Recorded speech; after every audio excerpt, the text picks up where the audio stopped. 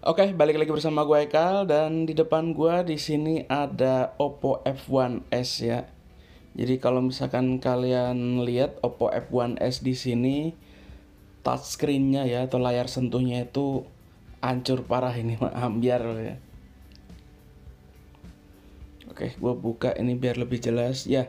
Ini bisa kalian lihat ya di sini touchscreen-nya ini pecah dan di sini gue udah ada touchscreen yang barunya. Jadi karena di sini LCD-nya masih ori, kita bakalan ganti touchscreen-nya aja.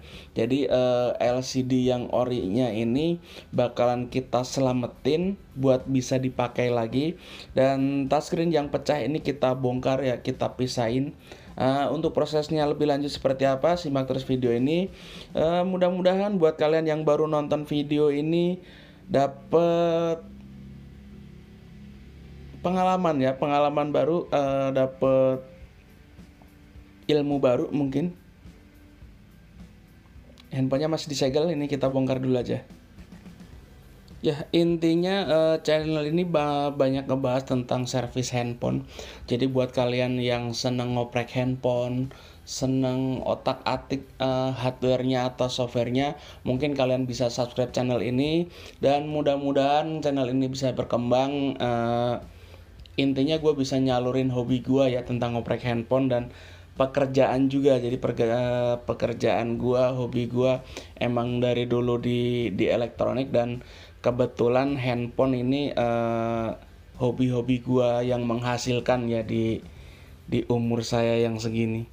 Ini kita bongkar ya. Jadi pastiin kalau misalkan kalian bongkar harus hati-hati, harus teliti dan pelan-pelan aja, nggak usah ngeburu-buru waktu. Karena di repair handphone itu yang dinilai itu adalah hasil akhir ya, bukan cepet kita ngerjainnya kan. Jadi buat apa cepet ngerjain kalau hasilnya nggak memuaskan. Jadi ya mendingan karena rada lama sedikit tapi hasilnya memuaskan. Oke, di sini udah kita bongkar-bongkar ya. Di sini kita tinggal bongkar ini mikrofon ya. Ini bukan mikrofon, jalur buat mikrofon kalau misalkan kita recording. Oke, udah kita selamatin. Selanjutnya kita bongkar ininya. Enaknya kalau misalkan udah pecah kayak gini ya, udah seperti ini, biasanya lemnya tuh gampang dibuka. Dan di sini gue selalu tanya kalau misalkan ada user atau subscriber yang kirim servisan seperti ini, saya selalu nanya LCD-nya itu masih ori apa enggaknya. Soalnya kalau misalkan LCD-nya itu udah enggak ori, biasanya tingkat keberhasilannya itu hanya 50% ya. Beda dengan yang LCD-nya masih original atau bawaan pabriknya. Karena kalau misalkan masih original, itu tingkat keberhasilannya gue bisa ngejamin sampai 80%, 90% itu biasanya masih bisa diselamatin, masih kita bisa ganti glassnya aja atau touchscreen-nya aja. Oke, ini kita pelan-pelan ya. Di sini karena yang pengen kita selamatin adalah LCD-nya, jadi gue fokusnya karena ke LCD-nya aja. Jadi biar selamat seperti apa, LCD-nya kita coba congkel seperti ini. Di sini gue selalu menggunakan mika bekas baterai atau mika yang tipis-tipis, karena kalau misalkan nyongkelnya kita pakai plat ya, entah plat baja atau plat besi, itu gue takut malah pecah LCD-nya. Ya, alhamdulillah di sini udah selamat ini ya, LCD-nya udah selamat. Selanjutnya kita pisahin aja dulu LCD-nya. Oke, LCD-nya udah kita pisahin ya, touchscreen yang retak ya, yang parah bagian bawahnya ini udah kita pisahin. Dan kalau misalkan kalian pengen lihat ya, silahkan klik ya tombol kanan atas ini, karena di situ cara pisahin LCD sama touchscreen yang hancur itu seperti apa. Nanti kalian bisa lihat di situ kan. Buat handphone apa aja mungkin sama seperti itu. Jadi gua nggak bikin videonya itu saya sertain di sini karena nanti takutnya kepanjangan malah jadi bosen. Jadi kalau misalkan kalian pengen lihat caranya, karena klik aja di tombol kanan atas ini, atau kalian bisa lihat di kolom deskripsi cara pisahinnya. Oke, di sini LCD-nya udah kita pisahin juga, udah kita bersihin juga dari lem-lemnya ya.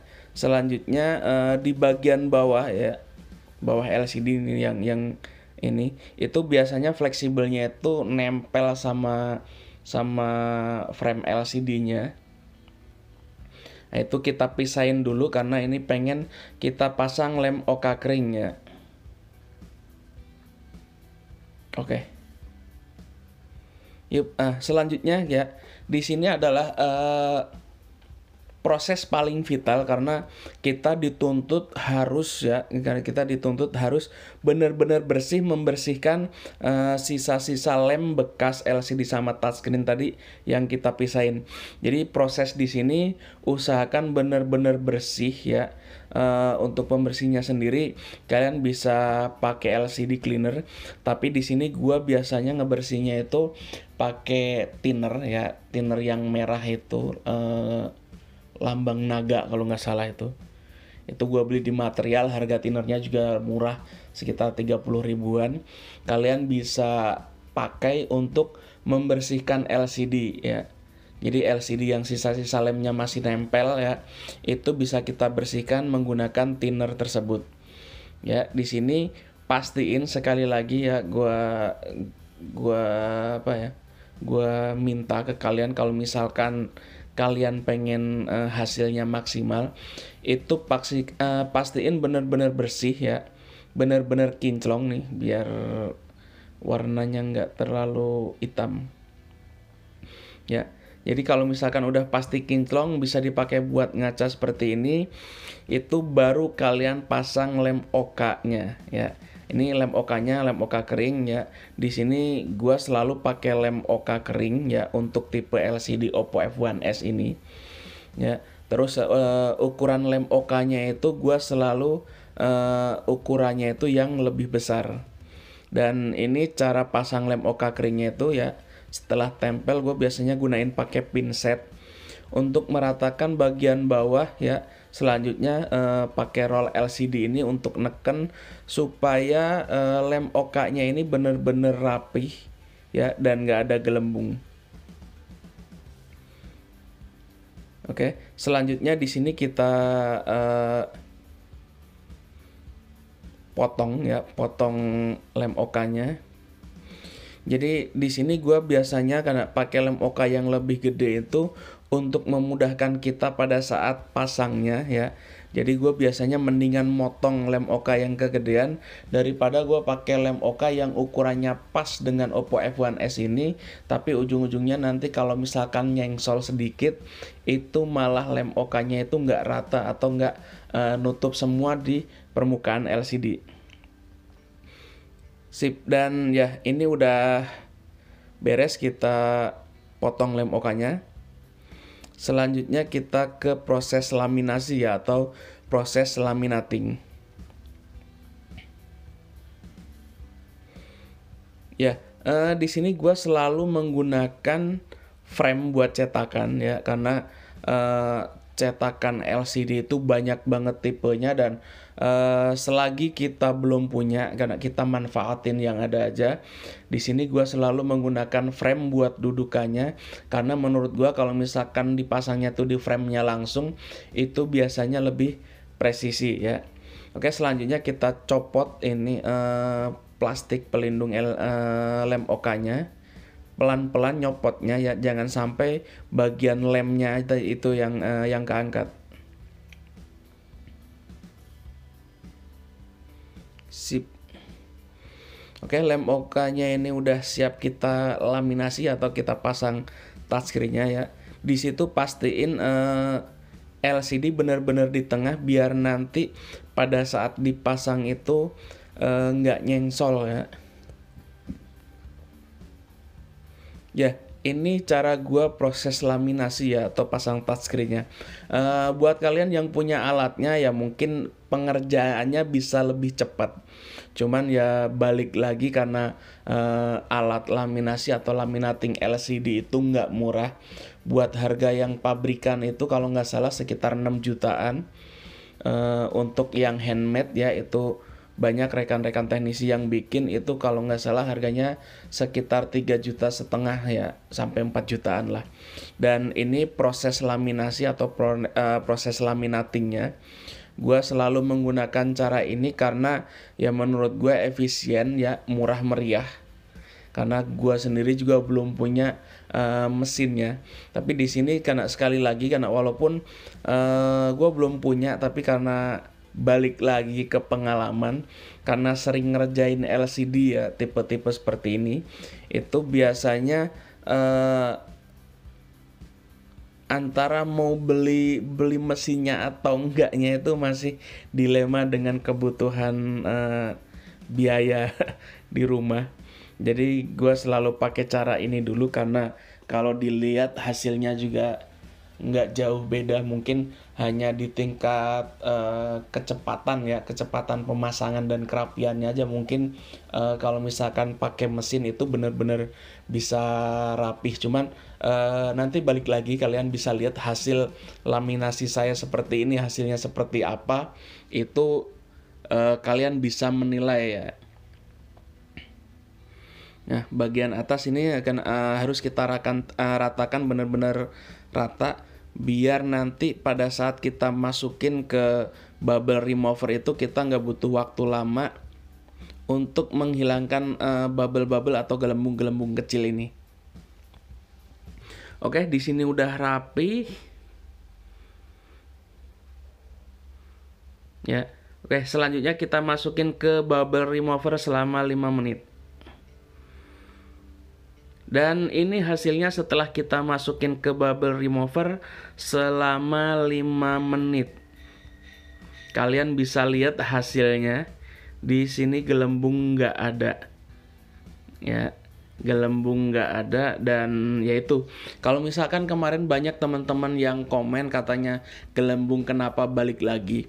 Itu sebenarnya balik lagi ke jam terbang atau tingkat kita membersihkan LCD dan pasang lem OK-nya itu ya. Itu kalau misalkan kalian rapi, biasanya gelembung itu nggak bakalan balik lagi. Oh ya, di sini di bekas touchscreen tadi ada jaring pelindung earphone ya. Di sini harus kita pindahin karena di touchscreen yang baru itu dia tidak ada. Selanjutnya di sini kita lem. Untuk lem karena sesuaiin kebutuhannya aja. Kalau misalkan warna putih framenya, itu kalian bisa pakai lem yang warna bening. Gue di sini biasanya pakai merek Sansen. Oke, di sini pastiin bener-bener rata biar kuat. Nah, ini yang bagian susah, bagian frame pinggir-pinggirnya ini karena emang nempelnya LCD dikit banget. Jadi bagian atas sama bagian bawah aja yang kalian tempel atau yang kalian kasih lemnya ini biar benar-benar bisa kuat nempelnya. Oke, selanjutnya kita pasang LCD-nya.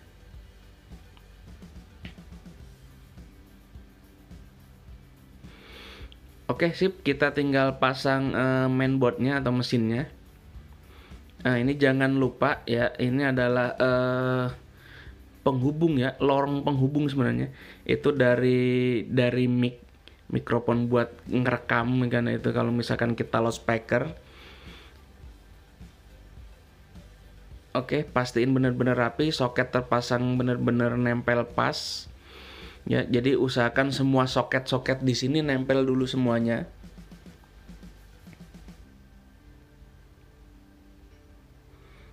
Ya, kalau misalkan soket di sini semua udah nempel, baru soket baterai yang kita pasang.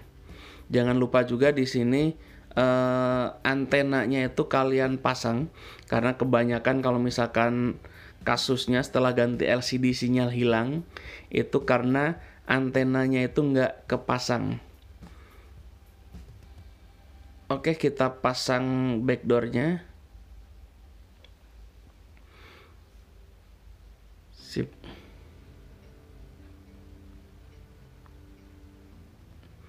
Oke, kita tinggal baut ya. Jadi Oppo F1s dengan kualitas LCD yang benar-benar masih ori bawaannya ini, dan kita tadi hanya mengganti kaca touchscreen-nya ya. Jadi layar sentuhnya karena hancur, jadi kita ganti cuman touchscreen-nya aja. LCD di sini nggak kita ganti karena LCD yang ori ini warnanya masih kinclong ya.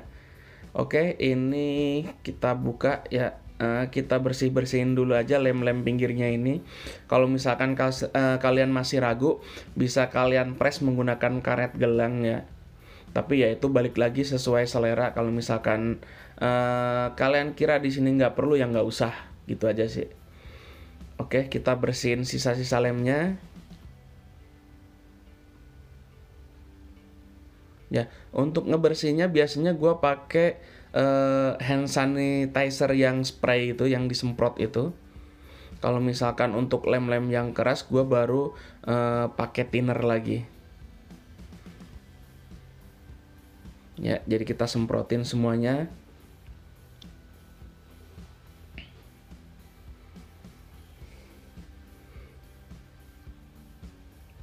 Sip, dan ya kalian bisa lihat hasilnya ya. Walaupun di sini gua pakai laminasinya gua secara manual, ya hasil akhirnya kalian bisa lihat sendiri kinclongnya ya. Dan kita tes aja. Di sini tadi karena gua polanya nggak dikasih, gua paling pengen nyobain keyboardnya ini aja. 1 2 3 4 5 kan. Oke semuanya. Tombol backnya bisa. Oke. Sip. Dan terima kasih kalian yang udah nonton video ini. Bantu like, comment, share, dan subscribe kalau Anda suka video ini. Gua Haikal dan thank you. Alhamdulillah beres.